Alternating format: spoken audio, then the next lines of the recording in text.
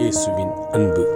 கிறிஸ்து இயேசுவின் நாமத்தினாலே உங்களுக்கு அன்பின் வாழ்த்துக்கள். சங்கீதம் 9ஆம் அதிகாரம் 9ஆம் வசனம். சிறுமைப்பட்டவனுக்கு கர்த்தர் அடைக்கலமானவர், நெருக்கப்படுகிற காலங்களில் அவரே தஞ்சமானவர். பிரியமானவர்களே, வேதம் சொல்லுகிறது, இந்த உலகத்தில் யாரெல்லாம் சிறுமைப்பட்டு இருக்கிறீர்களோ, நலிவடைந்து மிகவும் வேதனைக்குள்ளாய் இருக்கிறீர்களோ, உங்களுக்கு எல்லாம் கர்த்தர் அடைக்கலமாக இருக்கிறார். நமக்கு எல்லாருக்கும் கர்த்தர் தான் அடைக்கலம். அவர் யாரையும் புறம்பே தள்ளுகிறது இல்லை. அவர் சொல்லியிருக்கிறார், எல்லோரும் இடத்தில் வாருங்க, நான் உங்களுக்கு இளைப்பாறுதலை தருவேன். கர்த்தர் எல்லோரையும் அவரிடத்தில் அழைக்கிறார். அவர் நம்மீது அன்பு வைத்தபடியினால் நம்மை அழைத்து அவர் ஆசீர்வதிக்கிறவராயிருக்கிறார்.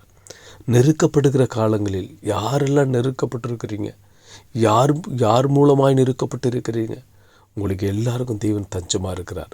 அவர் பாதுகாப்பை அளித்திருக்கிறார். நீங்கள் எல்லோரும் இடத்தில் வாருங்கன்னு சொல்கிறார் ஆண்டவர். இந்த உலகத்தில் அநேகர் நெருக்கலாம், அநேகர் நம்மளை வெறுத்து ஒதுக்கலாம். ஆனால் கர்த்தர் ஒருபோது உன்னை ஒதுக்குகிறவள் அல்ல. அவர் உன்னை எப்பொழுது நேசிக்கிறவர்.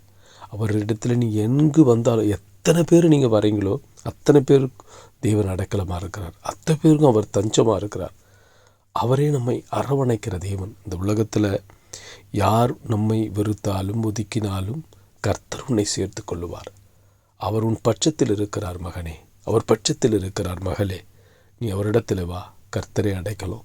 அவர் உனக்கு தஞ்சமாக இருப்பார். அவர் உன்னை நிலைநிறுத்த வல்லவராயிருக்கிறார். உன் துக்கங்களை ஆற்றி உனக்கு சுகத்தையும் சந்தோஷத்தையும் கொடுத்து கர்த்தர் உன்னை உயர்த்த வல்லவராயிருக்கிறார். ஆமீன்.